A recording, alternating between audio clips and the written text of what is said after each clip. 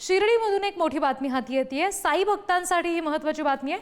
साईबाबा संस्थांच्या मोफत भोजन व्यवस्थेमध्ये आजपासून मोठा बदल होतोय। साई भक्तांच्या सोयीच्या दृष्टीने मोफत प्रसाद भोजन कुपन्स दिले जाणार आहेत। साईबाबा समाधी दर्शन करून बाहेर येणाऱ्या भाविकांना मंदिरातून बाहेर पडल्यानंतर उदी वाटप केंद्राजवळ हे मोफत भोजनाचे कुपन दिले जातील।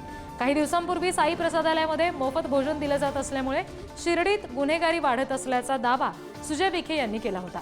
साई संस्थानला मोफत भोजन व्यवस्था बंद करण्याची मागणी सुद्धा विखेंकडून करण्यात आलेली होती।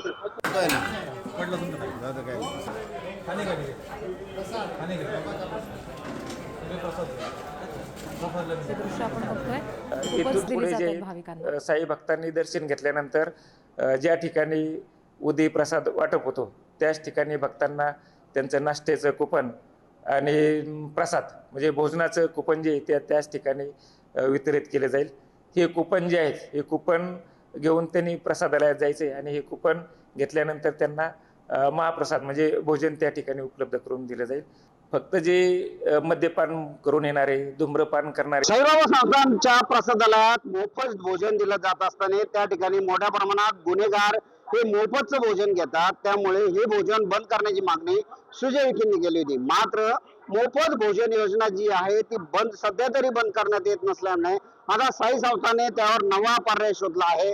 आता साई भक्त जेव्हा दर्शन रांगेतून बाहेर येतात तेव्हाच त्या ठिकाणी दर्शन रांगेच्या बाहेरच त्यांना मोफत भोजन प्रसादाचं जे आहे ते कुपन देण्याची सुरुवात आजपासून करण्यात आलेली आहे।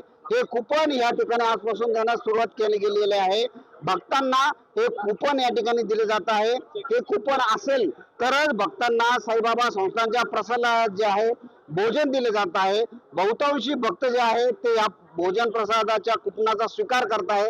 अनेक भक्त याला नाकारही देत आहे। जर त्यांना भोजनाला जायचं नाही तर का भोजन कुपन घ्यावं असंही काही भक्तांची धारणा आहे।